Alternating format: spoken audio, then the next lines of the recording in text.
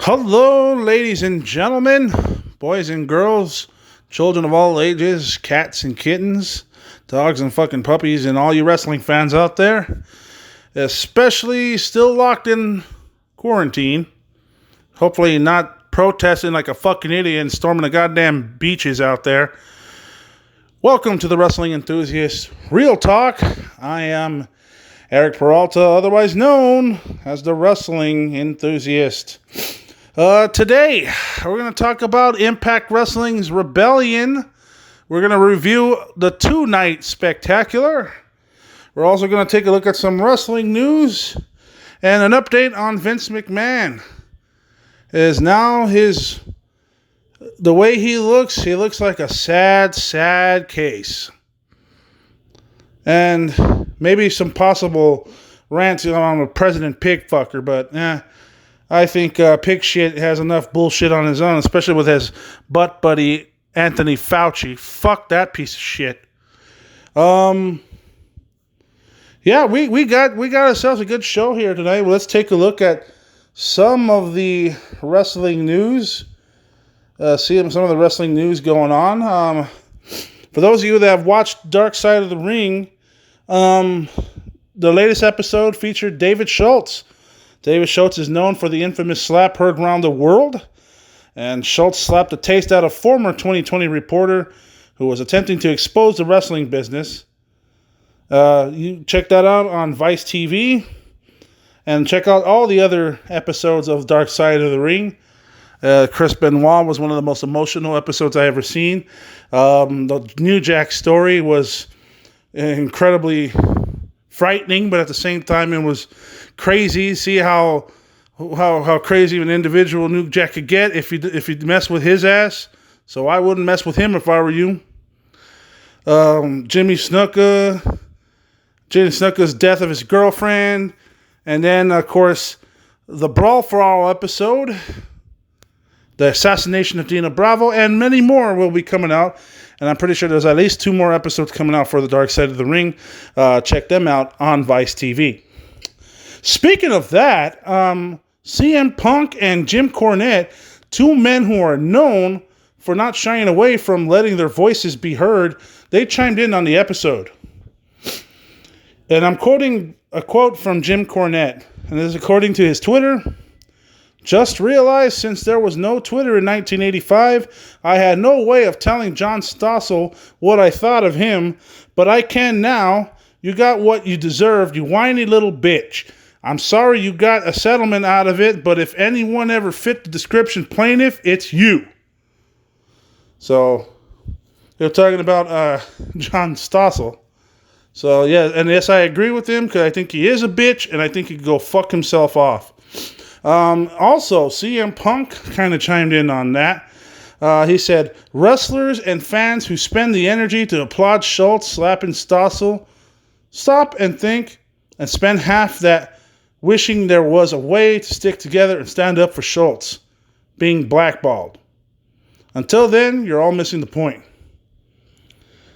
It's like, need a full episode on Mansfield now. Stossel, Mansfield, and Schultz interviews are great. The Dark Side of the Ring and Jim Cornette shines, end quote. There's a quote there from CM Punk. And, it's a very interesting episode. I suggest you guys go check that out. We have an update on the released WWE talent list. The most recent ones has been Edgar Lopez, Hussein Aldagal, and Cain Velasquez. I don't know what the fuck the point was this about, signing him a fucking contract and then not fucking using him. Was this really a good idea? Was this ever really a good idea? They only used him for a match with Brock Lesnar at Saudi Arabia. And the match only lasted 3 minutes.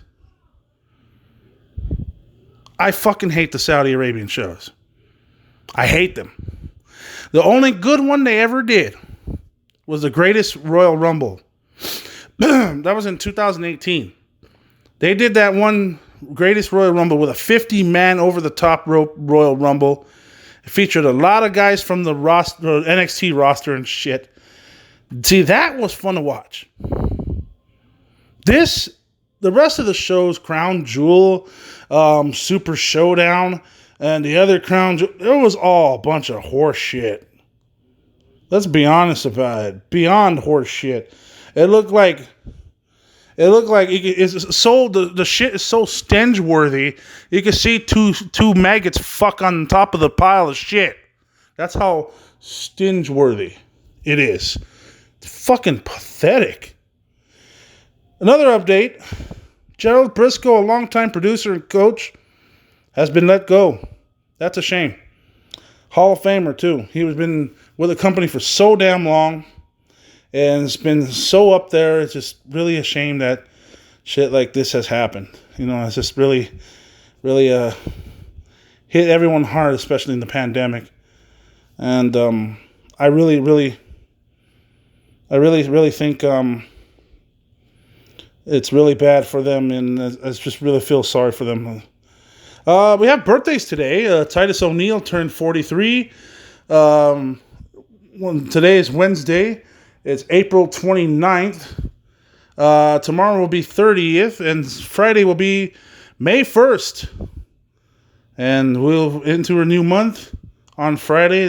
Hopefully that'll be the time this podcast release. But in the meantime, on the 29th of April, Titus O'Neil turns 43 years old. Jay Lethal turns 35.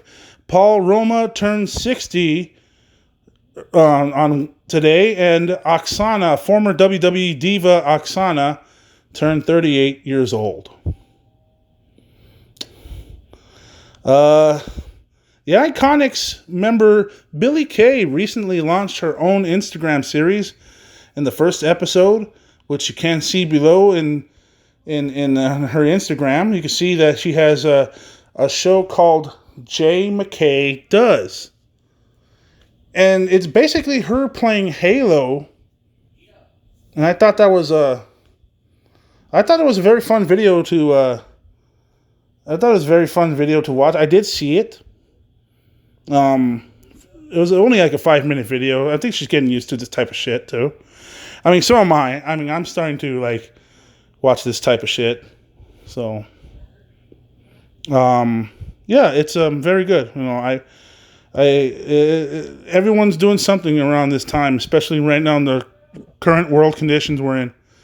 So, yeah, I mean, do what you got to do. Keep your passion. I know you enjoy your life any way you can.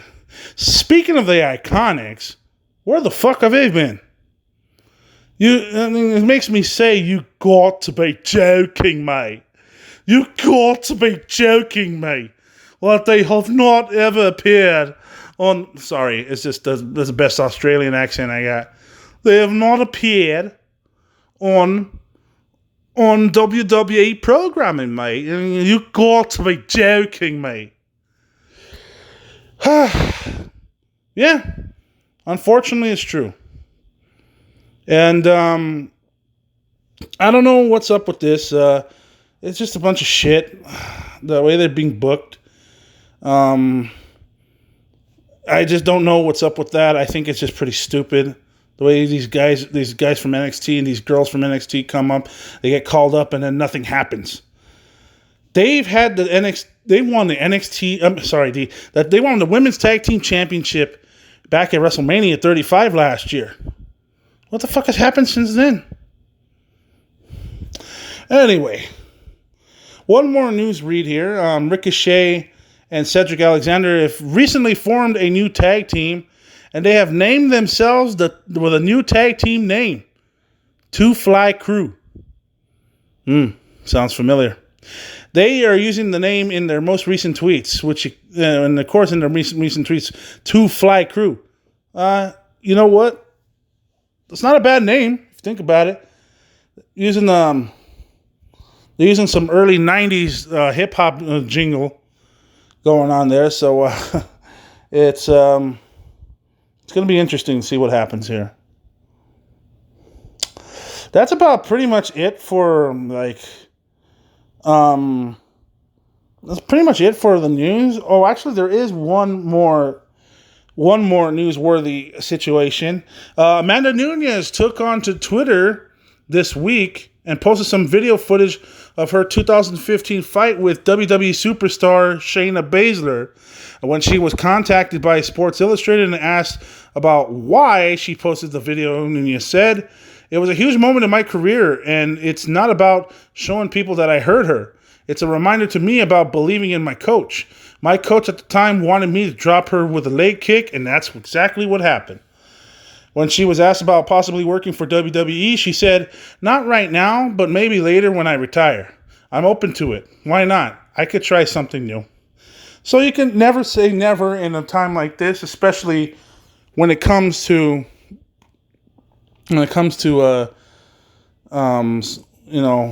transitioning from the MMA world and then going into the world of professional wrestling. Okay, well, to be honest with you, there's one rant I do have to go along, and that is Dr. Anthony Fauci.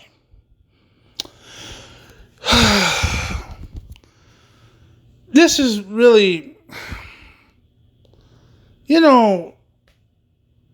I cannot take this motherfucker seriously.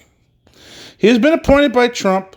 However, he is also a CDC, Center for Disease Control, official doctor. He's 79 years old. He's supposed to give some health advice, and much less to give recommendations. Now, this is April 29th. I already mentioned that earlier already in the podcast. However, there's one main story here. There's a news story that caught my eye, and that was that there's a promising report that remdesivir, it's kind of hard to pronounce that shit, remdesivir, the drug maker, says it has enough supply to treat at least 140,000 patients. Now, certain states in the country, in the United States, for those of you who are listening to this, you might be in a different country, but this is in the United States. So I'm in California. So, some states in this country are going to reopen, and fucking President Fuckknuckle wants to get people sick. He just wants to get the economy started. So it's just a fucking really stupid way to start. We should still be staying home for at least one more month. And then we should go back. But that's not what's important here.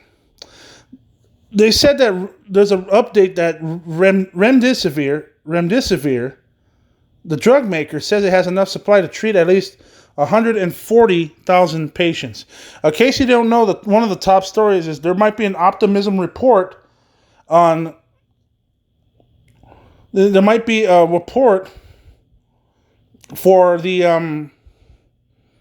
There might be a report saying that there could be some optimism going on, and that the whole COVID-19 situation could be treated. And I'm thinking to myself, well, I mean, that's fine. We haven't found, it's obviously not a fucking vaccine. We've been hearing lots of stories about vaccines and shit that it just, some people are thinking, oh, well, apparently, I'm not taking the vaccine because they're putting microchips into your bloodstream.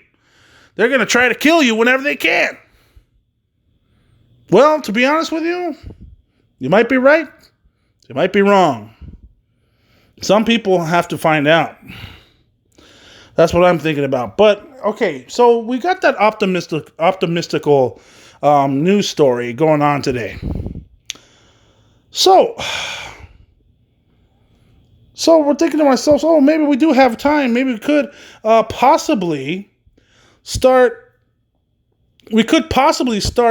having people getting cured quickly out of this fucking virus. So apparently we might have something to work out. Right? Wrong. This fucking bum, this prick said that we should keep continuing social distancing to at least October or November. This is, okay.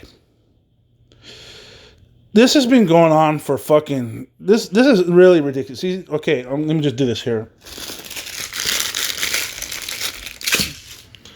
Okay. I just threw that shit out, that fucking article that's saying about that Dr.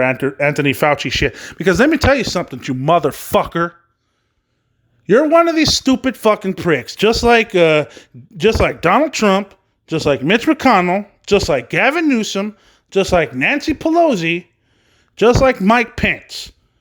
You're all a bunch of fucking stupid jackasses that fucking give us fake optimism and then give us terrible, down, slim, grim outlooks. What type of fucking mindfuck are you guys doing? You're basically mind-fucking the entire country. I hope you guys get cancer. Ass cancer, face cancer, cancer of the mouth. They'll give you a fucking lockjaw for talking all that fucking shit, you stupid fuck. This Anthony Fauci character, he irritates the fuck out of me. I don't know. Donald Trump fucking irritates me, but so does this fucking piece of this old rickety crickety bastard Anthony Fauci. Andrew Cuomo, he's kind of a bit more respectable, but at the same time, he is a politician, so he can't be trusted. Fuck this fucking guy in a white coat. I don't like this son of a bitch. This fucking 80-year-old half cadaver. You think I'm going to respect this motherfucker? Saying, oh, we're getting optimism. Oh, okay, so we can go back to normal. No, apparently we're going to be like this until 20 years from now. Fucking piece of shit. There is going to be an uprising, and it ain't going to be pretty. And I'm telling you this, and I'm telling this right now. This uprising, I'm worried about. It's almost happening because we got people protesting in beaches and fucking town halls and shit. We already got that going on. They're not going to stay home. They're just going to fucking keep going out there. Good God almighty. If they ain't stupid, like I said, you know what? Fine. I don't give a fuck. Let them go out there and kill themselves. I could care less. I'm going to do the safe thing and most logical thing. I'm staying the fuck home. I'll collect that check. I ain't going to worry about that. Fuck them. Pieces of shit. So, with that being said, Dr. Anthony Fauci could go suck a big fat elephant dick. So fuck him. I hope someone sticks a goddamn needle in his ass all the way to the point where it sticks to his fucking asshole all the way to his dick hole. Fuck him. And yes, I am saying Dr. Anthony Fauci, I will tell you straight to your fucking face, you are a fucking old half cadaver. Fucking drop dead already, you fucking stupid government asshole. Fuck you. All right, so let's take a look at one of the main reasons why we're here today, and that is we're going to take a look at Impact Wrestling Rebellion from 2020. This is a two-night event. It was normally supposed to be on pay-per-view, but due to the COVID-19 pandemic, we are watching it on Access TV now, so it's basically on cable television. So, with that in mind, and another thing at hand, the main event was originally supposed to be Eddie Edwards, Michael Elgin, and Tessa Blanchard for the Impact World Heavyweight Championship. But Tessa Blanchard and Eddie Edwards were not comfortable with wrestling during the pandemic, so they pulled out of the competition, and the main event has been changed. They saved it all for night 2 anyway, so it's not like it's going to matter. I mean, I'll mention more about that in a minute. So we're looking on hand. We get the cold open. It's a nice video package of the cold open. So I really liked it. Get ready for the event. It's really treated as a special for Impact Wrestling. So it's really nicely done. Empty setup, empty studio setup. You know, it looked good. Josh Matthews and Madison Rayne are the ones doing commentary, and I don't know. It's just me, but Madison Rayne sounds a little quirky, but at the same time, She sounds all right in the mic behind the commentator's desk, but it's all right, you know. She's one of the longest women's knockouts that I've seen. The longest time she spent the longest time over there at Impact Wrestling, you know, besides fighting with the likes of Gail Kim and then Jacqueline. So I kind of see her as being there the longest since the TNA days. Okay, so enough of that at hand. Let's take a look at some of the matches here. As the opening match is OVE versus Crazy Steve, which makes his return. He was a surprise entrant in this one. He tag teams with Tommy Dreamer and Rhino, and the way this matchup went, by the looks of things, the way they hyped it up somewhat in a way, especially when Crazy Steve was introduced. And it was interesting to say, oh, he's probably back. You know, he came back. So unless this was like a one-time off appearance or some shit, because sometimes they do that for some reason. I don't know why. So the matchup starts, and the matchup starts working into counters. Jake Christ from OVE, he tried to ground wrestle him, and then Tommy Dreamer, you know, tries and then falls. So Rhino and then Steve help him up with that, and then Dreamer takes over and he tags in Crazy Steve. So, you know, there was a couple of quick tags here.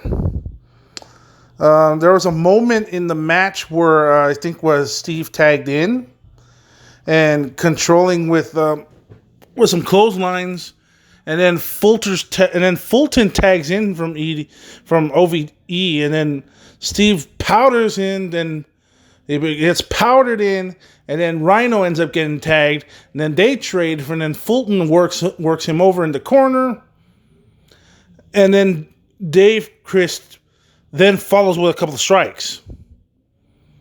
Rhino ended up cutting him off, tags in Steve, and then Dave cuts him off. Jake tags in and takes over, and OVE follows in with quick tags here left and right. So they just kept doing that old shit. I mean, it is nothing really too special here, but I found the matchup to be above average. The way this match finished is that when Jake Christ and Tommy Dreamer were working into like a double down, wholesale changes to Dave and Rhino. They started doubling down, and then Rhino ended up controlling what's like a couple of strikes, and then a corner spear with a belly to belly for a near fall. Then all of a sudden it all started breaking down and shit. So they all started fighting all over the place, and all six competitors started fighting each other. Dreamer and then Jake Christ ended up getting knocked down to the floor. Then Fulton tried to dump Steve, and then Rhino ended up goring Dave Christ for the win in a matchup that was pretty much above average. I mean, this was okay, but it was a pretty flat opener. I mean, OVE continues to lose to Dreamer and Rhino, so that rivalry hasn't really been hitting the mark. It's been missing the mark, so to say, but whatever. I mean, pretty one-sided. Give account to the original ECW originals. After that match, Josh Matthews and Madison Rayne hype up the two-part special, running down the rest of the card. And Josh Matthews mentioned that Tessa wasn't there, and she's at home in Mexico, and then questions what this means for the Impact World Championship. Eddie Edwards is also not there. He was on, and then he joined them on FaceTime. He has a family. He wants to do what's best for them. I understand that. You know, I mean, it's a hard call, but he'll have to live with it. I mean, Elgin knows he can beat him, and he will be back and will be hungrier than ever. I mean, obviously, we understand the circumstances that are going on here, so I definitely know what's up. Michael Elgin ended up commenting on Tessa and Eddie not being there. He talked about how successful career he had, but he wanted more. So then, you know, he wants to put the title the title that people like AJ Styles, Samoa Joe, Kurt Angle, they all held it. Abyss. Did Abyss hold it? No, I don't think he did. But I know Sting did, Jeff Jarrett. It's just it keeps naming names, but then but Tessa ain't there. That's the problem. So he says that she's afraid of jumping on the deep end, which is and then Eddie, of course, there's no excuses not to be there, so he will leave the world champion. I'm like, okay, well, it's kind of hard to get hyped up to that because we know for a fact that there ain't going to be no world title match, at least for the time being. More on that in a minute. So, the Rascals with TJP and Falaba taking on Triple XL. Triple Extra Large. But anyway, it's Ace Romero. That is what it was. So anyway, the way this matchup worked is it's a 6-man tag with 3 different teams, 2 members in each team competing against each other. TJP and Desmond Xavier ended up starting the matchup, so they locked up, working collar elbow tie up, then countered in the work into a standoff. So we were off to a start here. So the first time I think they started getting into a tag was when I guess TJP hits the drop kick, but then TJP gets the octopus, and Desmond Xavier fights back. And then he ended up tagging Zachary Wentz. Once he tagged in Zachary Wentz, double team to TJP. I must also note, Trey Miguel is not out there. He will be wrestling in a match at night too. So it's going to be Zachary Wentz and Desmond Xavier. So both of them are going to be right there fighting.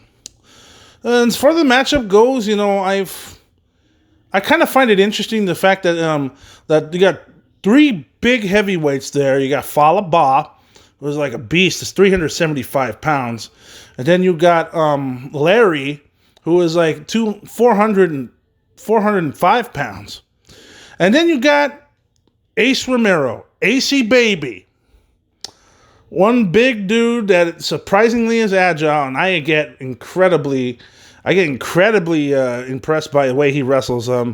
Seeing him wrestle in matches in PCW Ultra and AAW Pro. I mean, the way that this match worked is everyone kind of got the showcase here. However, I think the workhorse of team, in my opinion, was the Rascals, because I think they pretty much carried this matchup. There was a lot of good action there, and you can see also TJP and then Falaba. They're all fighting their way in there, and then a big Samoan drop that Falaba had when he ended up tagging in TJP. That was very good. And then Zachary Wentz of the Rascals, when he got tagged in, they followed with double teams. Then they sent Romero into Larry. TJP ended up cutting him off, getting pushed by a push salt, and then it started breaking down afterwards. And then Ba hits a cross body with using his size right there. Desmond Xavier cuts him off, and then gets pounced by Ace Romero. Larry covers for a near fall. Triple X isolate Desmond Xavier, and then working double teams, and then TJP just dumped Ace Romero. And then Wentz ended up firing back and then hits springboard cutter. And then Dez hits the spiral tap for the win. And the Rascals ended up winning this matchup. And I must say, with this matchup, it was definitely a 7 a 0.5 out of 10. I think everyone was showcasing here, but in my opinion, the three top workhorses were definitely the Rascals and TJP. Zachary Wentz, and then Zachary Wentz, Desmond Xavier. I think they all showcased a lot of high risk maneuvers, and Ace Ramiro, for a guy heading north of 500 pounds, I gotta say his athleticism is truly awe-inspiring. The fact that he could deliver, he's capable. I've seen him wrestle in independent shows, and let me tell you, he is definitely an agile fucker for 500 pounds. If you want to see how 500 pounds looks good, trust me, him doing a tope suicida right onto his fellow competitors is fucking impressive. But on that note, I give the match a 7.5. I think all 6 guys showcased their athleticism. It was a bit lethargic in the middle, but I mean, Larry D was in control as well. So Larry D, I mean, all 6 guys were definitely workhorses in this matchup. So it was a good tag match. It's right. It had the right team winning. I think it was a good decision. It was good booking there. While we're at it, the North joins via video conference, and they say they're in Canada, but they're not stuck, and they're in the greatest country on earth on an extended vacation. Oh well, don't get me fucking started on this, because I don't want to make any comparisons to greatest country in the world. I really don't want to do that, especially how I think of the fucking. Because I personally think I live in the greatest country on earth, but it's run by a fucking man-child. A 75-year-old man-child who throws temper tantrums like a little problem child, little bitch. But I digress. And while we're on the subject of changing subjects, Rich Swann ended up joining Willie Mack to talk about tonight's X Division title match. Willie Mack will take on Ace Austin.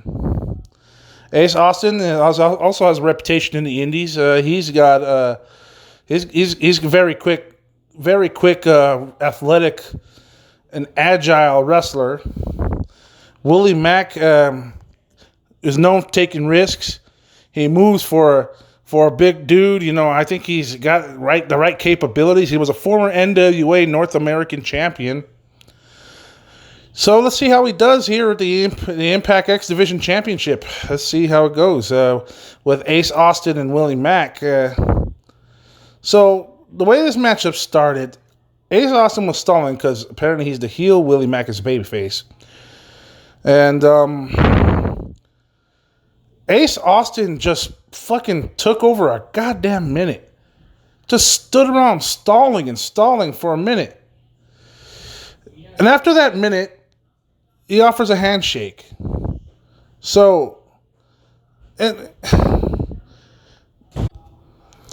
I mean, I don't really think this stalling would be really necessary, but I see where they're trying to go. But at the same time, it just kind of kills momentum in the matchup. Because then I'm going to start talking about it in audio clips like this on my podcast. So anyway, so he then offers a handshake, tries to attack him, and then Mack cuts him off. Austin ended up powdering him in the face, and then back in, and then Austin cradled him for a near fall. Mack ended up firing back, and then Austin powered him again, and of course, hero maneuvers, they're done right there. I mean, he gets choked out, it chokes him out, and then looks for a high cross, but then Willie Mack ended up countering him, and then encountered into a Samoan drop. That was nicely done. I thought that was very good. And then a standing moonsault, and then ground and pound followed until Austin makes the ropes. That was very good sequence right there. I thought that was very quick. And so anyway, Austin ended up countering back and then delivered some kicks, and then he gets a near fall, and then he chokes out Willie Mack. He tried to choke him out, Willie Mack, and then followed with a Trouble in Paradise-like maneuver, almost like an enziguri type of kick. And then it gets a cover for a 2 count. So we got yet another near fall right there. Oh, I'm sorry. Actually, what happened, I'm trying to look at my notes. Actually, he flew up and tried to attack him, but then Mack ended up countering him, and then he got him for a power bomb, and that ended up with a near fall. I like this match. I mean, it's definitely fun. The way he gave him a cannonball followed by a stunner that is countered into a backflip, and then that was a near fall, and that ended up pissing off Ace Austin. So then Mack ended up countering the fold into a pop-up cutter for a 2 count. Mack ended up heading to the top rope, then hit a coast-to-coast on him, which was very fun, which was very impressive in athleticism right there. I got to give kudos to Willie Mack on that one. So there was a frog splash that missed, and then Austin cradled him with the ropes. The ref catches him, and then they started arguing. Austin was up at the top. Mack cuts him off.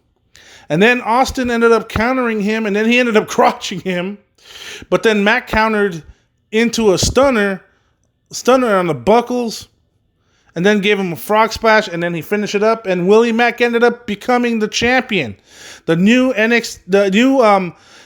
X Division champion, Willie Mack. So congratulations to Willie Mack. I think this is his first title on Impact Wrestling. He was an NWA North American champion at one point in time. But yes, I'm very impressed. I like the fact that Willie Mack defeated Ace Austin. And I like the fact that Willie Mack continues to impress, along with Ace Austin too. So he's done a very good job. I mean, if they didn't do without the stalling of the match, then it would have been a classic. I just don't know about stalling in an empty arena. It just doesn't make any fucking sense. But it was a really good, fun match. I mean, I had a blast watching it. So that was a 7.5 out of 10. So after the match, Rich Swann ended up arriving to celebrate with his pal. So while they were celebrating out there backstage, Rich Swann says this proves how great Willie Mack actually is. So Rich Swann says that they'll always be a tag team, but they can go after those tag titles when he's back. So then all of a sudden, Johnny Swinger ended up showing up. And then he says that the team will live on forever. And then Mack no-sells him. So he thinks it was clearly bullshit and look at him like different. Swinger says he was promised a title shot. Swann wants to party. Then Swinger promises to get his Cadillac so they can go. Oh, man. So then Mack and Swann bailed on him. Okay, so I'm pretty sure that means they're going to have a match down the line for that X Division title. So anyway, the next matchup, it's the Smiley One Kylie Ray against Kiera Hogan. And this match kind of started on an episode of Impact. I guess it happened, it was during an interview segment with Madison Rayne. I guess they must have got into like a argument. Well, actually, no. You know what? Actually, the way it started was Kylie Ray bumped into Susie, a.k.a. Sue Young. And I guess they got along, and then Kiera Hogan stepped in and said, "No, you cannot beat me," and all that stuff. So I guess that's when the rivalry started. It was just an introduction, so let's see how this goes. So anyway, the match starts with Kiera shoving Kylie and then tries to get her pissed off. And then Ray ended up quick. Then Kylie just took her down, and then she tried to lock on the STF. Oh, by the way she calls the STF, she calls it the smiles to the finish. But anyway, I guess that's her little specialty. STF is not a bad move, I'll tell you. It's a good submission move. She flows with arm drag takedowns and Hogan. I mean, I gotta say, for the record, both of these girls could wrestle their asses off. I mean, I've seen both of them wrestle at bar wrestling. The most recent bar wrestling that I went to was when back in February, and it was about February 26th, I believe. Kiara Hogan was fighting against Miranda Alizé. And that was good. You know, I really like how they showcased. Actually, what happened? It was actually a 2-on-2, but Kiara Hogan was actually teaming up with Diamante. So that's who she tagged up with, and then she fought on against Miranda Alizé, and then her tag team partner, Joey Ryan, which you'll find out more in a minute. But in the meantime, back to the match at hand. Right after Kiara countered Kylie's special and then was draping her leg drop, was giving her a draping leg drop. It was covered for a near fall. Kiara then follows up with corner kicks, gets another near fall, and then we hit a commercial break. So then we're back to a break, and then all of a sudden Kylie started getting some momentum back, and then she started to charge. So it was a little bit back and forth in this matchup, but I think Kylie had a little bit more momentum in this match. I personally think I think both girls did great here, and this was pretty fun. But I think Kylie kind of carried this matchup. She has it's surprising me how good her groundwork is. The way she can wrestle on the ground, she does it like an amateur wrestler almost. So she does it very good.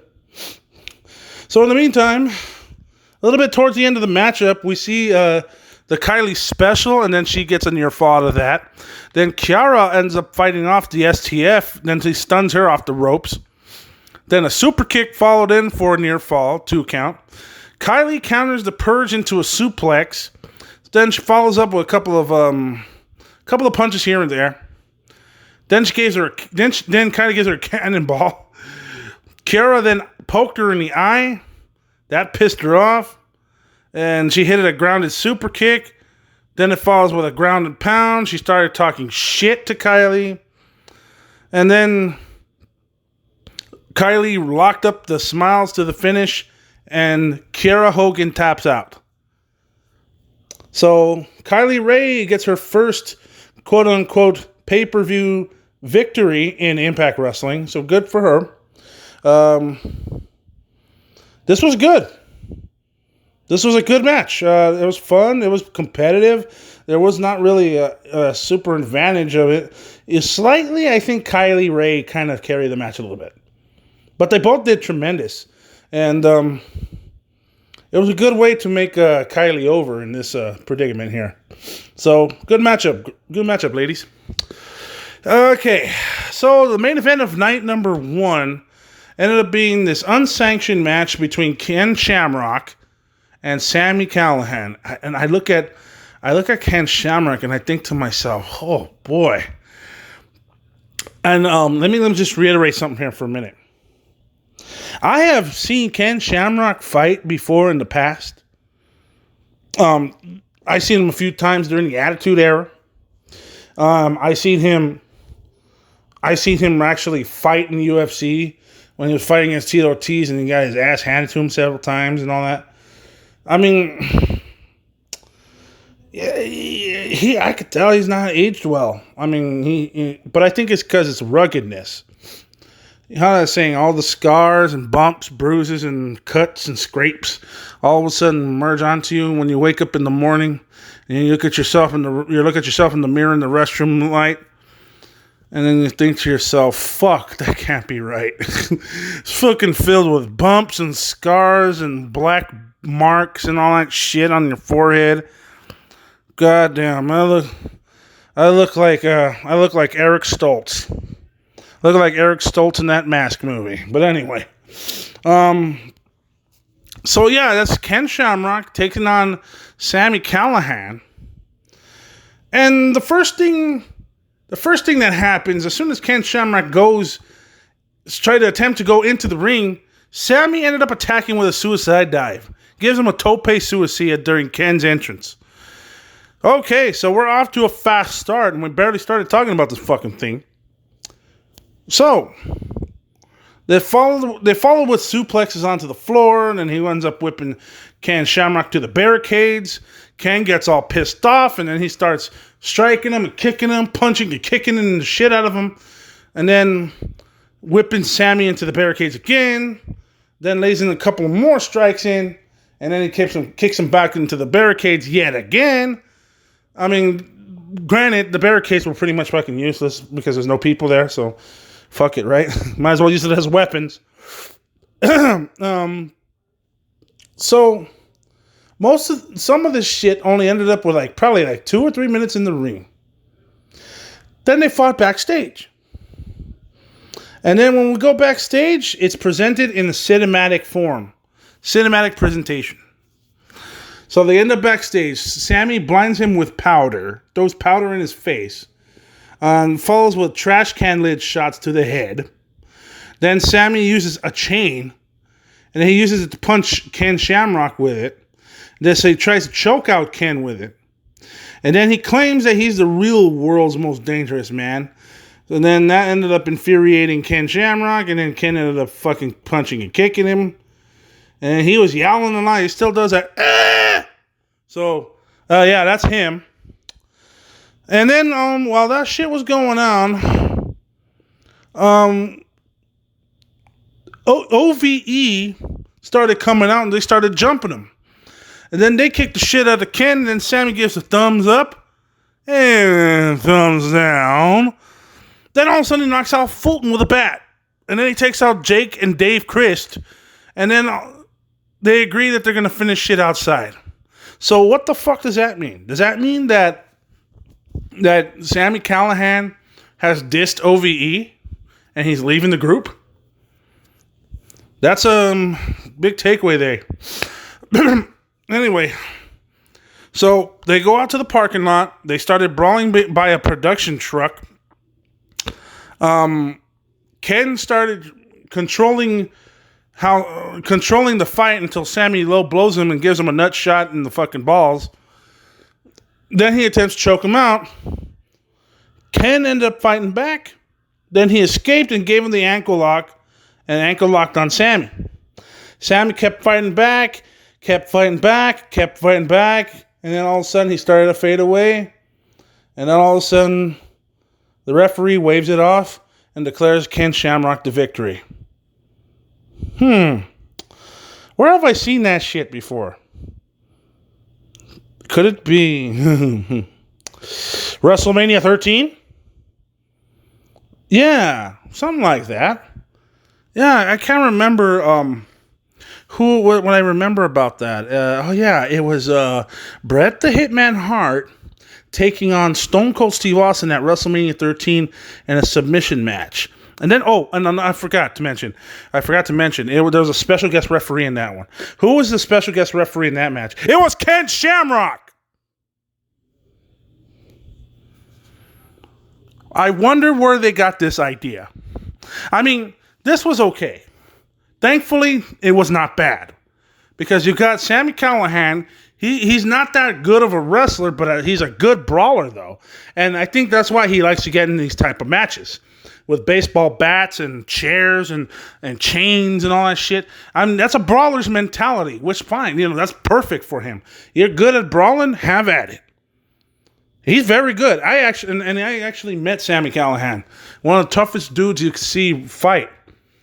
He fought Brian Cage. He fought Mil Muertes one time from Lucha Underground. So, that's just a knee slapper right there. He's a tough bastard. What can I say? Sami Callihan.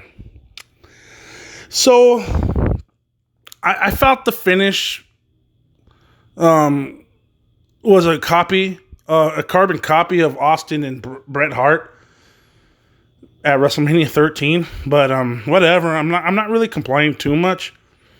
I don't know why Ken Shamrock wins this match though. Since Sammy lost the world title, came back with his big rebooted character and then seemingly broke away from OVE here.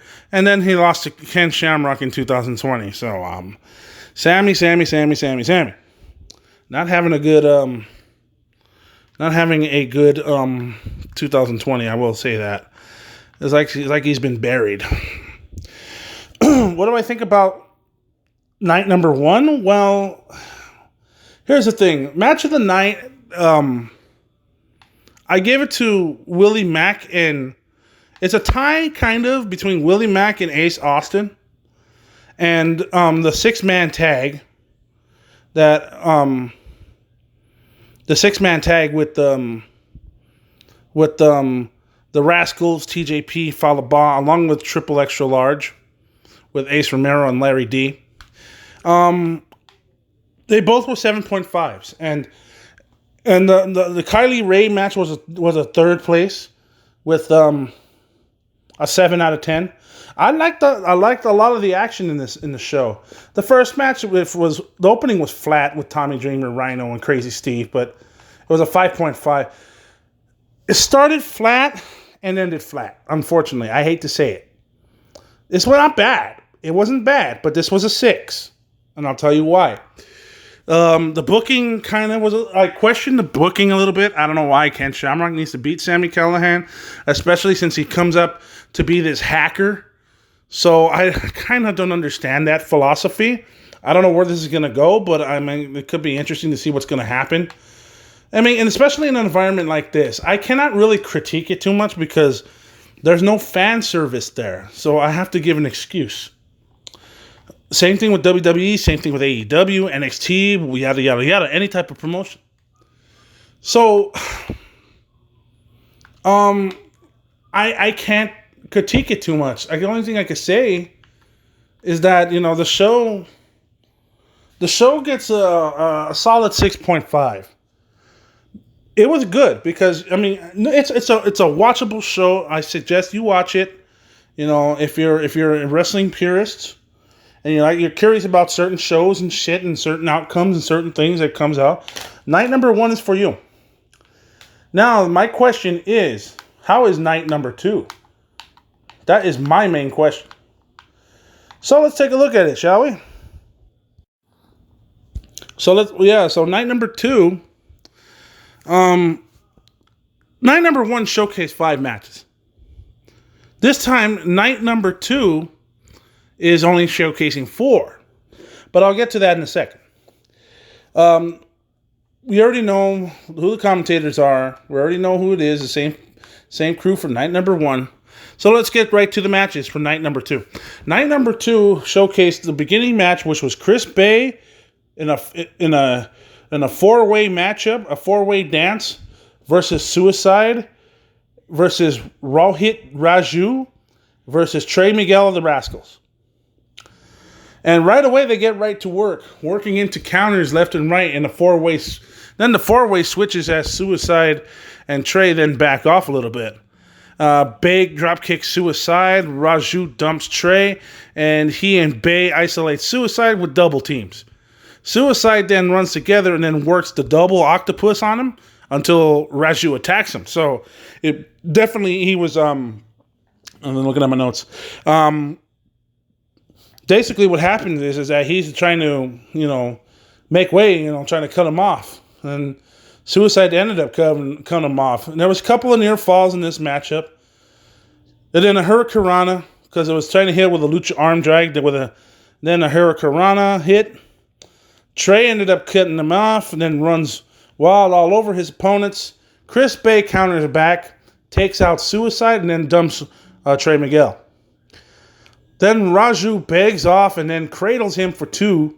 Chris Bay comes up and does the suicide dive and then knocks his opponents down. And then when the other 3 were at it, Raju, Suicide, and Bay were out on the floor, Trey Miguel does this one leg bounce off the middle rope and then he flies on top of his opponents outside the ring. That was fucking sick. That was a definite dope-ass fucking... over the top rope moonsault. That was definitely innovative in my opinion, and it was purely athletic.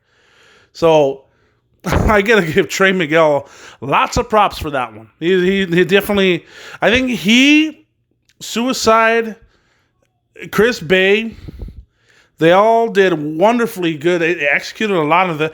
I kind of felt bad for Raju. I felt like he didn't do that much, but I mean, I felt like he was got the shit end of the stick in this matchup because he wasn't really showcased that much. So anyway, as we slip towards the end, Trey Miguel was cutting off his opponents, so it started breaking down, and then all of a sudden, a big move buffet. And then Suicide ended up taking control of the matchup all of a sudden. Then he takes Trey up to the top, and then he follows suit. Then tries to slip out into a cheeky Nando's, and then a 619 follows. And then we have a Meteorus following with Raju. Raju ended up dumping him. Then a super kick by Bay, and he ends up pinning Raju. So Raju ended up the one looking like shit in this matchup. But, I mean, I don't think that's fair, really. I mean, I think he probably could do more. But I think, I mean, I hate to say it, though, but Chris Bay, Suicide, and Trey Miguel, they carried this match. It's another 7.5 out of 10. This was a good opener. It was a better opener than night one, but it was a very good opener. 7.5 out of 10. And it's good pace. And I think Chris Bay winning, he's getting over as the upcoming star to look at here in the X division. So be on the lookout for Chris Bay. I've seen him wrestle at bar wrestling, and this guy is definitely one to look forward to, especially out there in the indies. They got a highlights from night one. It's a highlight package from the previous night. So we take a look at that, and then while we take a look at the commentators, Josh Matthews and Madison Rain, Josh ended up talking to Tessa via FaceTime. Tessa says she hates not being able to be here and is taking her time to better herself. But in regards to Elgin claiming he will be the new world champion, she says that he loves to talk and wants to shut him up. So he has to beat her to become new champion. And she said that sometimes, like the old saying goes, to be the man, you have to beat the man. And sometimes the man, even if the man is a woman. Okay. Touche right there. We get a video package of the Deaners and Joseph Ryan. This is, of course, the part of the cancel culture group. Not the actual cancel culture, which I fucking hate. But, But cancel culture, the little posse of going on that's consisted with Joseph P. Ryan. Well, anyway. Joseph Ryan versus Cousin Jake. They fought in a Impact Explosion episode before, and it was okay. Ryan started talking shit, shoves Jake, and then he runs away like a little bitch. Jake overpowers him, and then Ryan begs off and stalls. Lock up again. By the way, whoever listens to this, and I don't know if anybody listens to this, but if you are a wrestler and I say you run like a little bitch, I meant like in wrestling match psychology. I don't mean like you are actually a little bitch. I'm trying to say kayfabe. Kayfabe. That's what I'm trying to say. All right, moving on. So Cousin Jake started tossing Ryan around a little bit, and he's dressing up in this fucking button-in shirt and pants. I'm like, it kind of reminds me a little bit of the Liberian when he's out at ringside. But yeah, you know, Peter's kind of like that Peter Avalon type shit. Anyway, no, I'm not hating on Peter Avalon, by the way. I'm just saying that he kind of resembles his style. But anyway, Ryan ended up firing back. Then he ended up posting Cousin Jake. Then we head to commercial break. Annoying as shit. Post-break, suddenly Joseph Ryan is in control of the matchup. And, I mean, Jake ended up countering him into a suplex. And there was a corner splash that followed, but Ryan hits divorce court for 2. Gets a near fall out of that. Jake fires back, hits suplex. Both men are down. Jake follows with strikes, then fires up, and then a lariat for a near fall. Then he dumps Ryan and follows with a tope. Back in, and then throws him a power bomb at him. Ryan ended up stunning the arm over the ropes and then hits a super kick, covers for a near fall. Jake counters, but Ryan cradles him with the ropes, and then he ends up winning. So Joseph Ryan, in his heel gimmick, takes on Cousin Jake and defeats Cousin Jake. Well, it picked up down the stretch a little bit.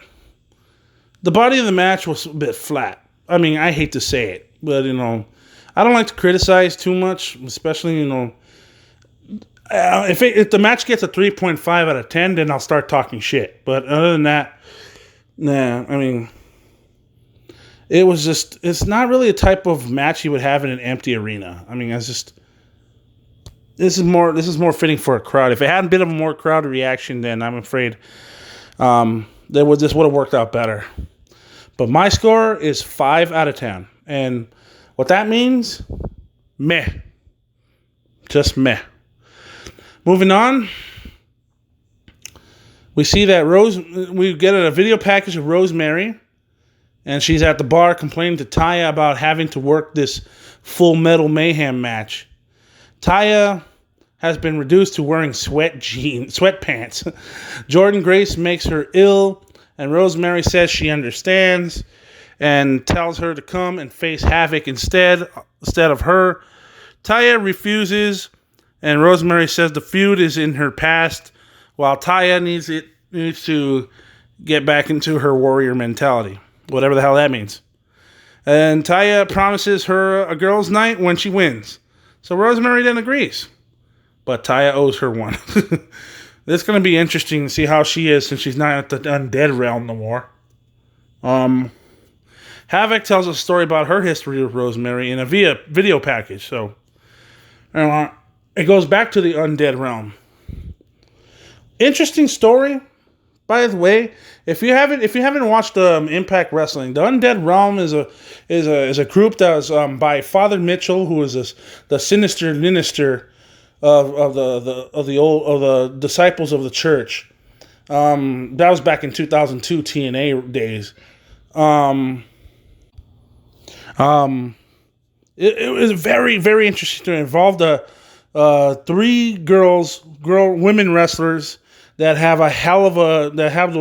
those horror gimmicks. And it's interesting because the type of matches they're always into, Jessica Havoc, Rosemary, and then Su Yung, who transitions into Susie, like a normal happy-go-lucky girl or whatever, like innocent girl, nice girl. And then her alter ego turns into Su Yung. So it's funny to me that these gimmicks are actually... I'm impressed. This kind of reminds me of like Mick Foley type of shit. When normal guy turns into Mankind, or turns into Cactus Jack, turns into Dude Love, or alter ego type shit. I like it. It's interesting. This is what be if a corporate Kane and a Demon Kane would be. But since they're PG, they PG that shit up and it looks stupid and whatever. I don't give 2 cans of piss about it. But whatever. There's an interesting story. I guess they all started fighting each other and all that shit. And before you know it, I think one of their wrestlers got killed in the undead realm or whatever. But in reality, I guess she was just she was quitting the company, and then she ended up wrestling the indies. The other girls, Havoc, Rosemary, and Su Yung, they all wrestle in these no disqualification type matches. They all are brawlers. So that means they hit each other with chairs, trash cans, tables, ladders, you fucking name it. I think they even used thumbtacks at one point. Okay, all right, I'm gonna stop right there. Thumbtacks in a woman's match. Do you think that's fucking crazy? I think it is, and I absolutely love it. Got to bring a little bit of brutality, and these women ain't afraid to brutalize each other. Okay, let's talk about the match for a second. So Havoc takes on Rosemary, and this match is Full Metal Mayhem stipulations. Full Metal Mayhem, in case you don't know, outside of WWE terms, that is a no disqualification, no count-out matchup. Anything goes. It's basically a hardcore rules style match. It's almost like a TLC match in a way. So anyway, what happens is, the way this matchup starts, they both started bringing weapons with them. Rosemary said they didn't have to fight and they could do other things. Havoc ended up refusing. So Rosemary ended up stapling her repeatedly with a fucking staple gun. That's fucking insane. And Havoc ended up cutting her off, and then Rosemary begs off. Ain't that some shit? Havoc started stapling her, and then tosses her around, wedges a chair into the corner. Rosemary started countering, and then hits a sling blade, followed by a couple of ground and pound movements, a couple of punches, and a couple of kicks as they started fighting each other. And then she gets handicap signs and the street signs, beats up on Havoc until Havoc ended up cutting her off, and then Havoc started charging her. Then she missed, hitting her with a chair into the corner. In the corner. Yeah, I mean, they just started brawling. All of a sudden, with Rosemary had her monologues about Havoc stabbing Mitchell and shit, vanishing him from the undead realm, whatever. I mean, interesting. It's an interesting storyline, though. Cinematically done, but whatever. It's all gimmicky, but I'm not really complaining about it. Anyway, she hits a trash can lid, then wedges another chair into the corner. She sets up a chair and then misses with a chain whip. Rosemary ended up slamming her into the chair. Rosemary slammed her to corners, then into chairs, and then, out of nowhere, during this part of the match, here's Nevia. I'm like, who the fuck is Nevia? And they ended up, so anyway, more on her in a bit. They started brawling, and then they brawled into the floor, and then Havoc ended up slamming Rosemary into the steps. Then she uses a hard hat to block a trash can shot, and right after that, they both set up chairs in the corners in the ring. So I'm like, huh. So they're gonna start using a bit of weaponage here. That's just interesting. I mean, I thought, but yeah, they were brawling. They were downright fucking getting down and fucking hitting each other. So a little bit towards the end of the match, Rosemary ended up firing back at Havoc, then chokeslammed her onto the chairs for 2. Gets a near fall out of that. Havoc then chokes her out, then uses a chair to do even more damage than she is. And she uses the chain to choke her out. Then Rosemary gets a fucking big old pipe, then hits Havoc in the face. Then she hits her again, and then pins Havoc. So it took 2 pipe shots to the head. And looking at certain things here about Havoc, she used to wrestle for CZW. All right, I'll bite. In case you don't know what CCW is, that is an independent wrestling promotion out there in the East Coast that specializes in hardcore wrestling. Of course, I don't call these guys wrestlers because I think their wrestling abilities suck. However, their brawling qualities in wrestling are up 20-fold, which means these guys could fucking brawl, and they could do some of the craziest, most outlandish, or how does Jim Cornette say, some outlaw mud show bullshit. Well, I mean, personally, I like that shit. I like that indie outlaw mud show shit. No disrespect to Jim, even though he might not like what I'm saying, but fuck it. I like the guy. It's okay. But anyway, yeah, she's another brawler type of wrestler, women's wrestler, and I think she's going to fit in with these two. What does she have to do with Rosemary and Havoc? We'll probably find out eventually. But with these two, Rosemary and Havoc, they've worked really hard. And, they made the best out of a bad situation. The fact that there's no fans and, there is no Knockouts title match up here. I mean, but this was pretty good.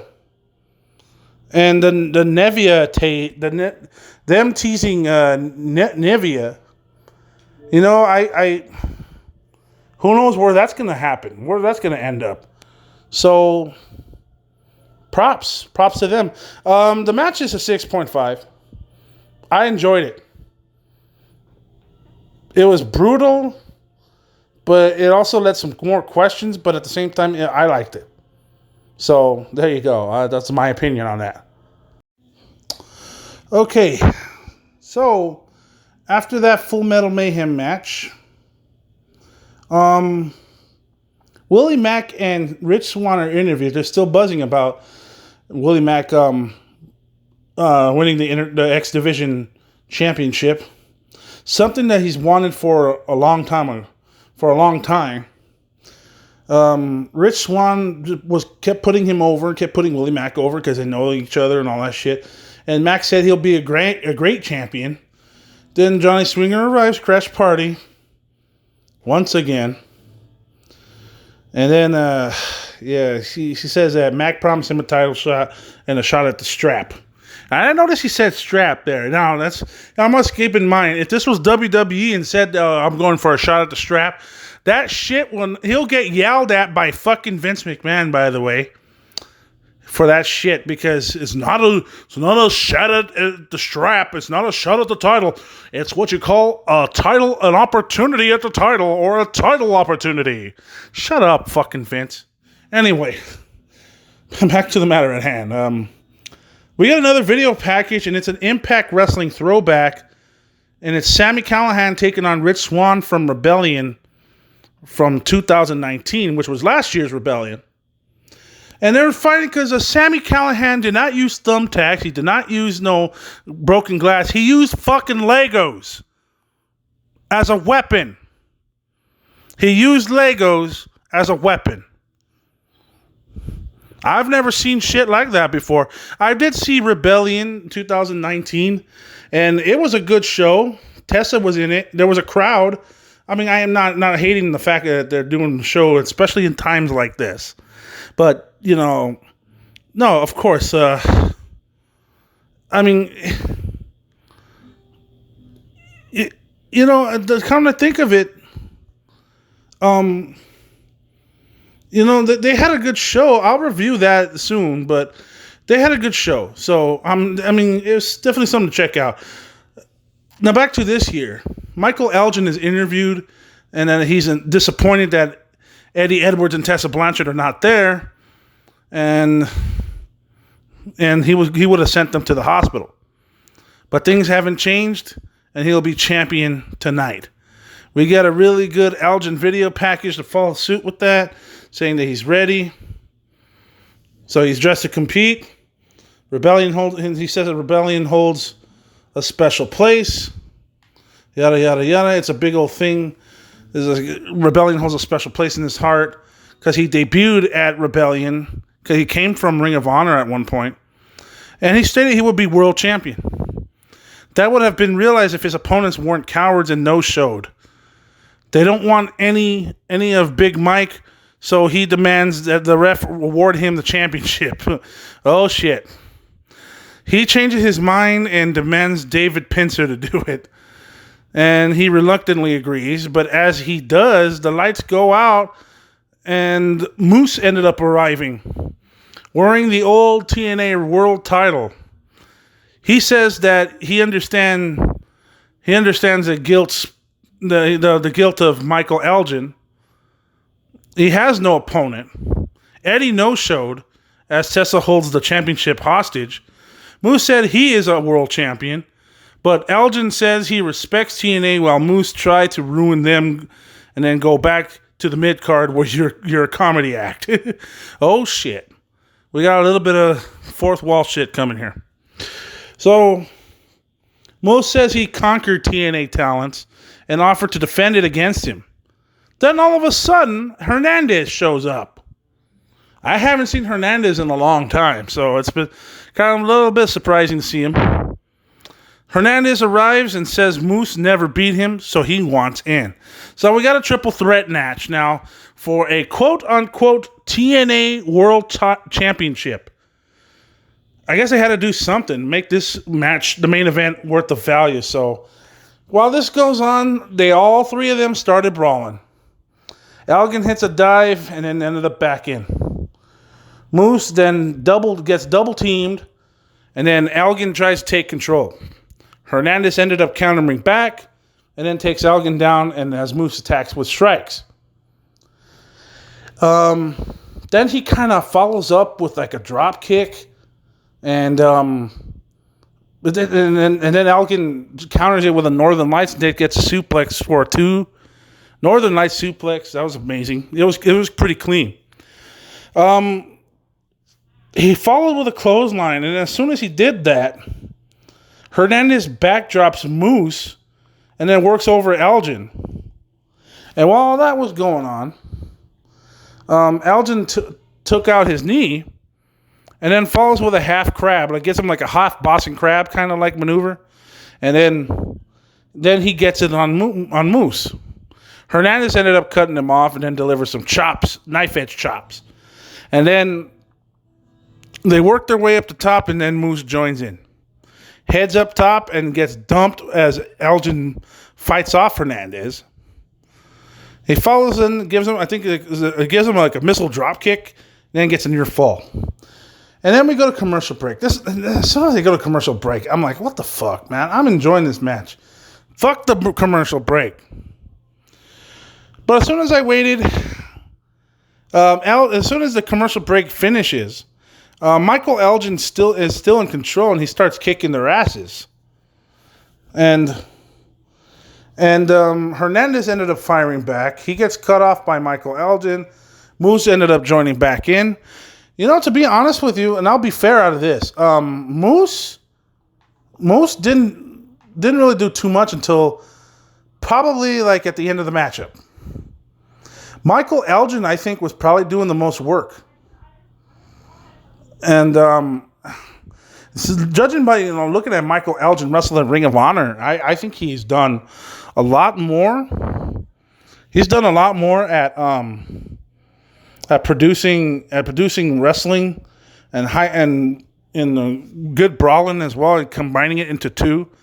But he's a great overall wrestler, and I think he's just a very, very talented and former Ring of Honor champion. And I kind of find it really interesting to see how he does against Moose and Hernandez, a TNA wrestling alumnus. But,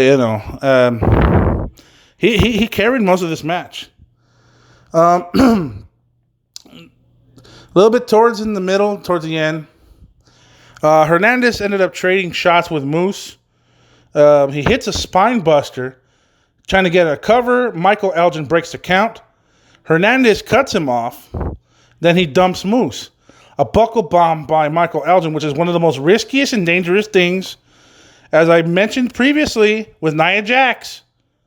The Elgin bomb, I think he called it. But that buckle bomb, I'm sorry. That's just really, really risky. If you land on the back of your head on the turnbuckle pad, then you start seizuring up and quivering like a fucking lizard with his tail cut off. You know that's wrong. You know that's bound to be a huge major fuck up.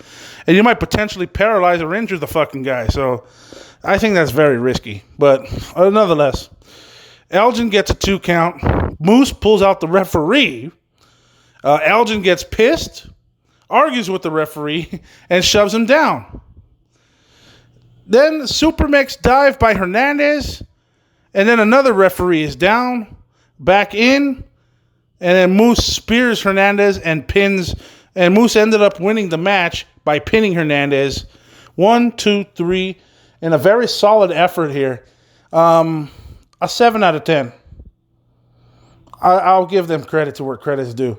7 out of 10. Good match overall. A little bit sluggish, and a bit overbooked. But I think the Michael Elgin, Tessa Blanchard, Eddie Edwards match should still happen. I think that would have been a better match. And then you could have Moose defending the quote unquote defending the quote unquote TNA title. As he proclaims he is, even on his Instagram, he's saying that he's proclaimed to be the champion. But we all know Tessa Blanchard's still the Impact Wrestling heavyweight champion. Excuse me. So down the stretch is bound to be a title shot. So that's Impact Rebellion Night 2, 2020. I think this one, with the limited roster working hard and the company doing their best to make good on a difficult situation right now, they did a good job. I give Night 2 a 7 out of 10. I think it was slightly better than Night 1, which was a 6.5 out of 10 overall. For both both shows for both nights. If you combined the two nights into one, I say the entire 2-night show, the overall pay-per-view or event, I give it a 7 out of 10. It was very good. I really liked the action. Night 1 was good, especially with even though the start and the finish was a little flat for me. But overall, I think it was good towards the middle. The first match was a letdown. The next 3 matches in the middle of the show were all excellent. Well, not excellent, but they were all very good. And then it ended with a stinker somewhat. It was above average. Now, as far as Night 2 is concerned, I like Night 2. It started off with a fun match in a 4-way dance along with Chris Bay and Suicide and Rahim Rajut and Trey Miguel. I really enjoyed them. Joey Ryan and Cousin Jake. It was laughable. It was a mech for me. Full Metal Mayhem, Rosemary and Havoc. I enjoyed their little match. They were cracking each other in the head with trash can lids and chairs and shit. They even brought a big ass lead pipe.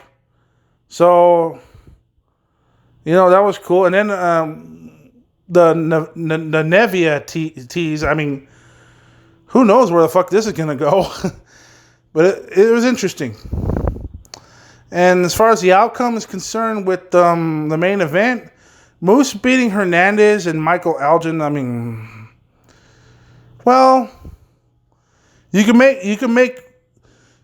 You could get a batch of sour lemons and then you can make mixed lemonade with it, and it could still be a cold, refreshing drink.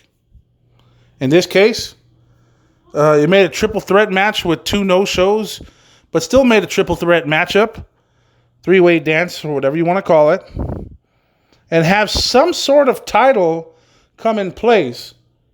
It kind of don't make sense, but in this case, it does.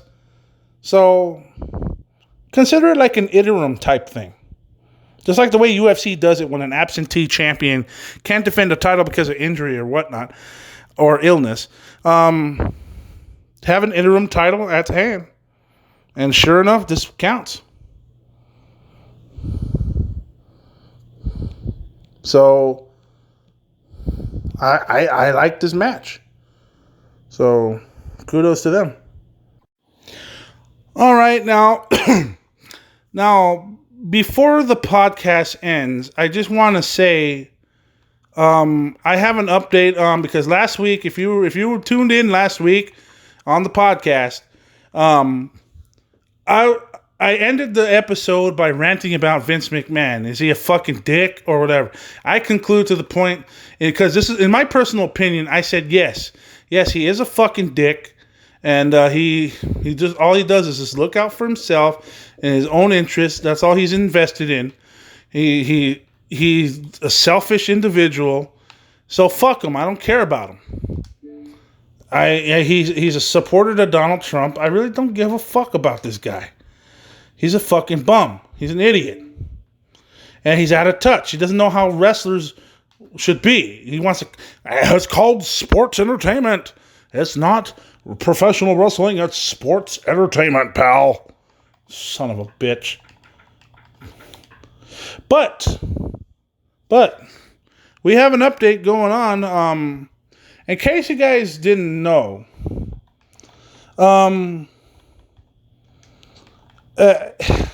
Vince McMahon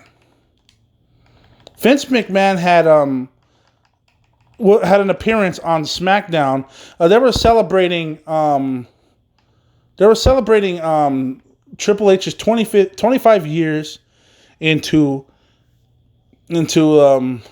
being in the WWE. So they had a little bit of a mini celebration. I didn't know how they were going to pull this off with no audience, but I figured to myself that I think they might going to pull off something. Someone's going to make a special appearance one way or another.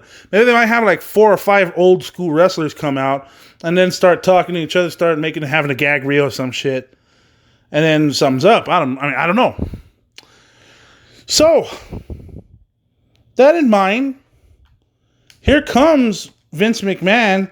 I mean, this is right after Shawn Michaels put Stephanie McMahon. Well, I'm sorry, Triple H put Stephanie McMahon on FaceTime, and then put Ric Flair FaceTime. And Shawn Michaels was there, and they had a little montage of Triple H losing at WrestleMania. So, yeah, it's just funny, it's just crazy. So, with that being said, Vince McMahon pops up. And I say to myself, well, what the fuck is this old bat gonna say? What is he gonna say?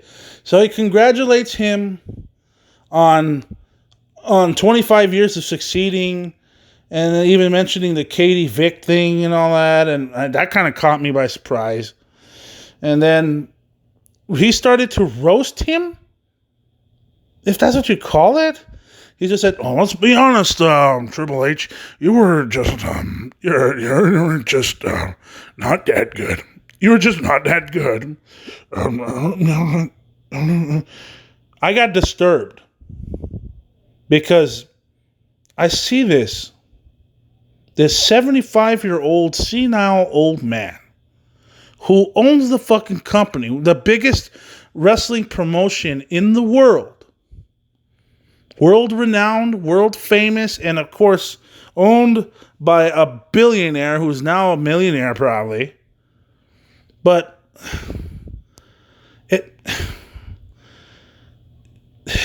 he sounds strokey. He sounds very strokey. Now, I'm going to clarify. When I say he sounds strokey, he is like he's like a tired old man who is just about ready to bite the big bazooka. He's about ready to bite the dust. He looks, and then there was a report saying that he's just said fuck everything, because apparently another report just popped up that some shareholders are suing Vince McMahon.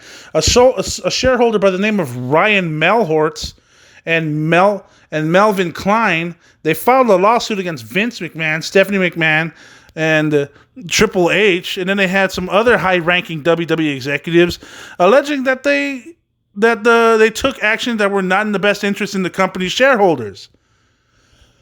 So, what these right wingers fucking start fucking with the shareholders and shit, because now even the stockholders, the people that own stock in the company, can't even fucking trust this old fart. Do me a favor, Vince McMahon. Just do it for the sake of your sanity, for your family's sake, and for wrestling fans' sake. Step the fuck down. You did what you had to do. You did it all. You created Hulk Hogan. You created Shawn Michaels, The Undertaker, Stone Cold Steve Austin, Bret the Hitman Hart, The Rock, John Cena, Brock Lesnar, You've done it all. You've done it all. You created these guys, and they have become a household name in the world of professional wrestling. You made the company into a conglomerate. It became corporate in the year 2000, which is, to me, in my opinion, when they went public into the New York Stock Exchange. That was the start of a fucking downfall. But besides the point, he's done it all. He's done it all. You made so much money. You were a billionaire at one point. So, at this point on, if you have good quality wrestling matches that have been working around from 1996 all the way up to 2007, because in my opinion, 2007 was the last year they had good wrestling. There's still good wrestling around from time to time around here. There is. They can use the talent to produce good wrestling. I'm talking about PG-controlled bullshit, which happened in 2008. That was the worst time. Yes, 1994 was a bit childish. Yes, 1995 was a shitty time in professional wrestling. But so was 2008. Let's be real. It wasn't a fucking industry inflicting decision. It was a Vince McMahon decision. They tried to recover their image right after the Chris Benoit murder. What kind of shit? I mean, I just cannot understand.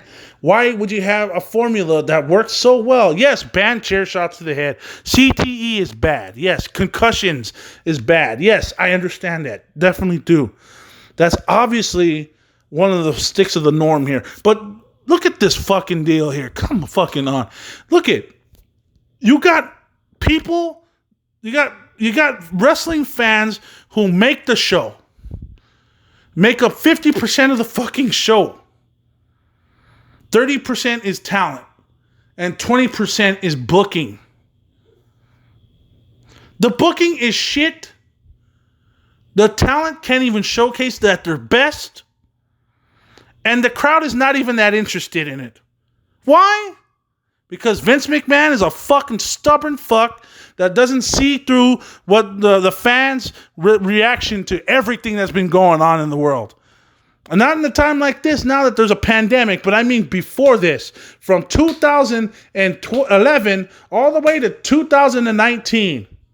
You get a bunch of new talents that are so promising, so athletic, so world caliber. And they produce epic matches, and they brawl the hell out of each other. They freaking do epic maneuvers, and they do some incredible, memorable matches. You want to tell me something about that? You want to counterproduct that shit? Oh, Raw and SmackDown has always been the norm. That has always been their type of wrestling. Prove me wrong, and I'll show you how to prove you wrong. Watch NXT TakeOver New York from 2019. Tell me you prove me wrong, prick. Watch every single match in that pay-per-view and tell me that that NXT sucks or that NXT is the lower tier of the WWE. You tell me why those girls and guys do not deserve a fucking push. Explain that to me. Watch all 5 of their fucking matches.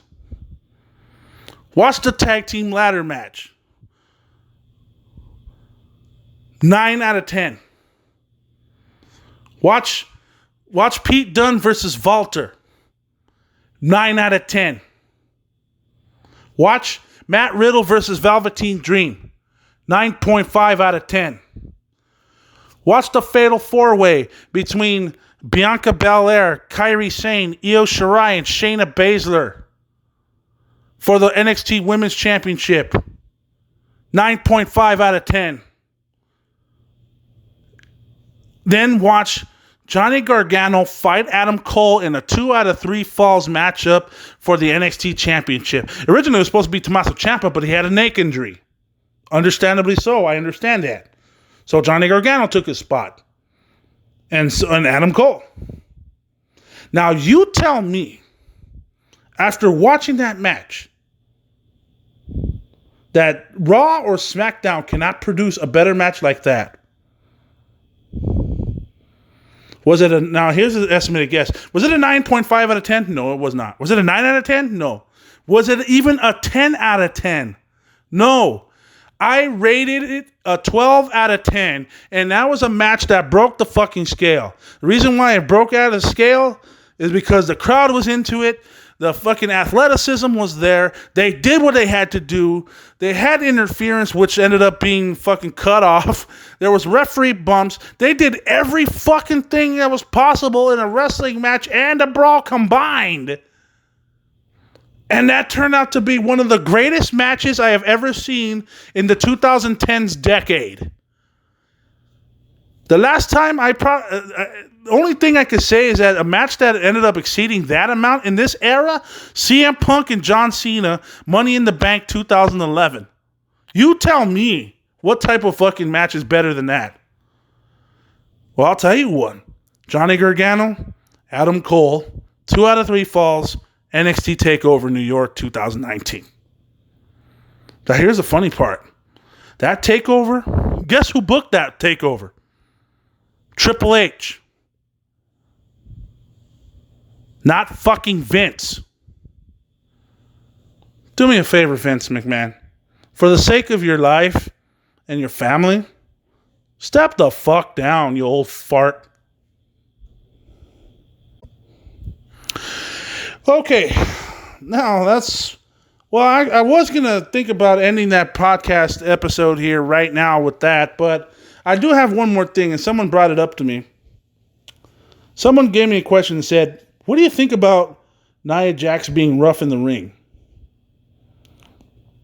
Well, I mean, to be honest with you, she's a big woman.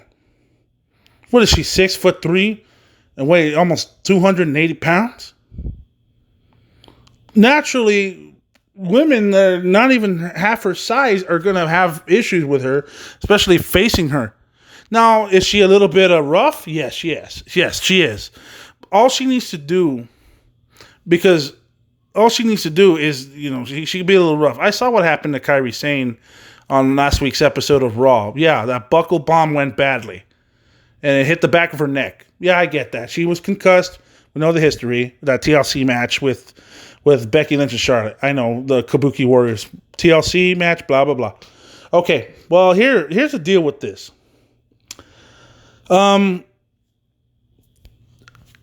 The thing, in my opinion, the way that they booked Nia Jax, because she's returning. Is she a face? I don't know. Is she a heel? I don't know. But apparently she got pissed off because of what Ronda Rousey was saying. Talking shit about WWE fans here and there. You already know the story. It was 2 weeks ago. Started talking shit about wrestling fans. She doesn't want to please fake fighting and all that shit. And that pissed off a whole lot of women wrestlers in the roster. Obviously that pissed her off. That pissed everyone off. Okay. Definitely I understand that. But she puts another message out and said, good night all you kayfabers out there. For those of you that can't tell a difference between a work and a shoot and a work and a shoot and a shoot and a work and a work and a work and a shoot. And I'm like, and then she starts fighting a Hulk Hogan doll. Now, when I saw that post on Twitter, I said to myself, that has got to be a work. All that shit talking is a work. The reason why I think that is why did it have to occur with that such shit and then all of a sudden come up with another response to piss even more people off? Because wrestling fans says, oh, she's a piece of shit. She's a fucking horrible human being, and she's fucking she's sitting out of a 3-year contract just to make $2 million a year out of that contract, and she was fucking piece of shit for talking shit, and she's an ungrateful, pampered, spoiled, blue-eyed, blonde-haired bitch. Now, a lot of people are thinking that, but for some reason in my mind, I'm thinking it's a work. The reason why I think it's a work, because look it if this is a work, she's smart. Because if you look at it this way, there's a lot back in the 1980s. If you wanted to get heat, you literally have to be an asshole. Even if you're not kayfabe, if you're out there in hotel and in public, you're staying at hotels and shit, then you actually bump into, hey, it's this guy. Hey, it's the Crusher coming out. Oh, hey, he's an asshole. You know what I would have done? I would have done the same shit. I mean, see, kayfabe now these days, regardless of heel or face, even the heels, they'll be like, sure, I got time to sign a couple of autographs here and there. Okay, all right, I gotta go, guys. Thank you. Now they break kayfabe. If this was 1985 or some shit like that, they'd be like, hey, it's the Crusher. How's it going? Can I ask for an autograph? They say, fuck off. Fuck you and your autograph. See, that's portraying a true work in the heel gimmick that you're given. And if you're a face, you're obviously going to kiss ass to the public and to the fans out there. So you're going to sign autographs, take pictures, etc. So naturally, you're a face, you're going to be doing that. Now, if you're a heel, then you will be like, fuck you. You ain't going to take no fucking picture with me. Get the fuck out of here. That's a heel. Now, in my mind, I was thinking to myself what Ronda Rousey actually posted on Twitter saying shit about WWE fans, that wrestling fans fucking suck. And I'm not going to go back in the ring with fake fights and all that. That tells... And then she posted another sub with can't tell the difference between a shoot and a work and a work and a work and a shoot. That's got to be a work to me. It has to be a work. Nia Jax took it personally and she said, I'll see you down the road, bitch. That kind of triggered her, and I think, in my opinion, that's kind of what triggered Nia Jax to be rough in the ring. Let's see how this goes. Now, do I hate Nia Jax for being rough? No, I don't really hate on her. I mean, she's a former... Wasn't she a former women's champion of SmackDown? Or Raw? Not quite sure. Actually, she was Raw Women's champion, actually. Well, I mean, let's see what happens. Let's see what's in store for her, because I want to know what they're going to do with her. But, if I were in the back, I would tell her, hey, don't do shit you're not supposed to do. If I were you, look at the videotape. This is what you did. You did that buckle bam. She told you to stop, release her, and you fucking hit her neck. I would go in the back and say, do not do that shit ever again. Remember what happened to Sting when Seth Rollins did that buckle bomb bullshit? Look what happened to Sting. He had to retire from wrestling because of that. So if I were you, don't do that shit again. And if she does it again, fucking let her go. Or send her back to NXT. Or bury her ass if she doesn't want to listen. But then again, who's going to tell a 280-pound Samoan what the fuck to do if they're literally going to fuck you up? Speaking of fucking up, I think we already fucked up this podcast. Next week, we'll talk about some more independent wrestling shows. And, I don't know. We'll check out some AEW shit, as we're going to be about 1 week away from WWE Money in the Bank. Another empty arena show where the Money in the Bank matches are literally going to be climbing up the corporate ladder. And not climbing up the corporate ladder by kissing someone's ass and sucking their dick and then balls. So, with that in mind, let's end this episode and sign off. This is Eric Peralta, aka the Wrestling Enthusiast, reminding you to wash your ass. See you next time.